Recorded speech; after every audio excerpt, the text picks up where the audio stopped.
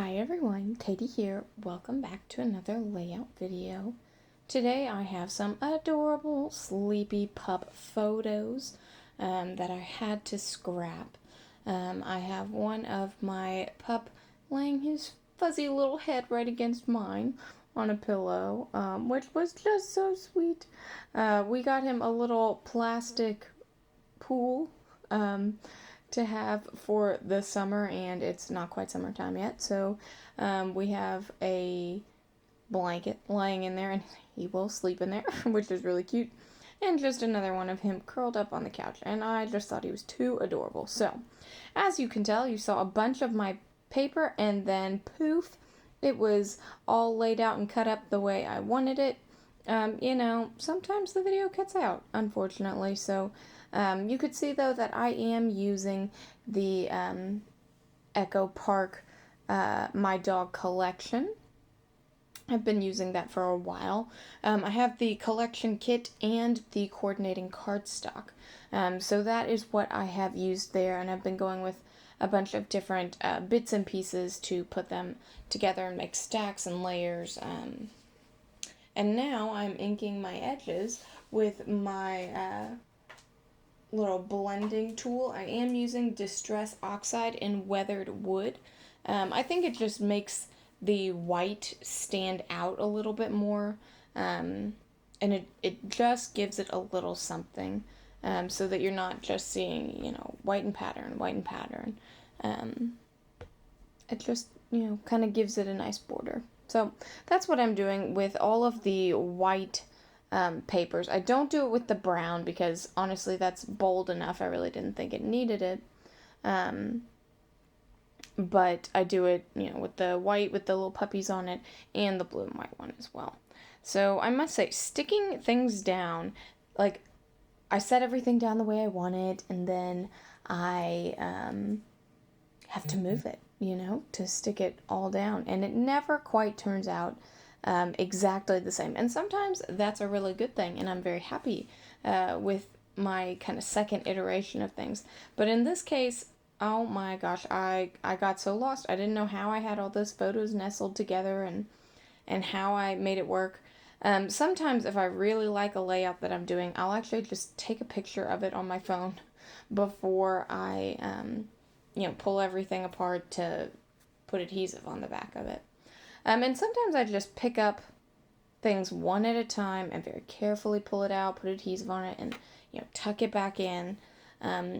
All of them work. It just really depends on obviously what you feel like doing.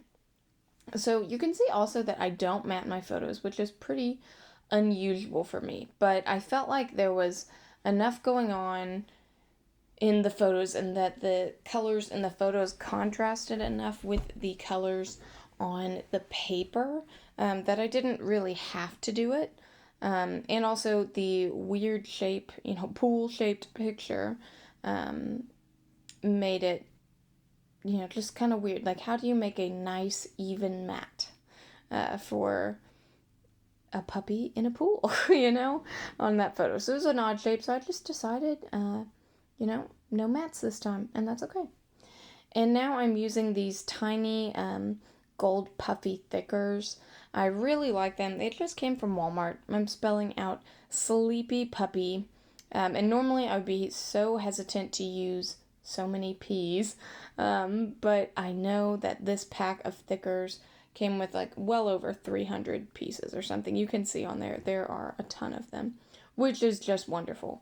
I think that's absolutely perfect for, making sure that I actually use them and don't hold on to them thinking, oh, well, I might want to use them for something else. I try to let go of that as much as possible because really, I will probably very easily be able to find these again if I want to buy a second package. And, I would much rather my products get on the page rather than have them sit nicely in my drawers and shelves and things like that.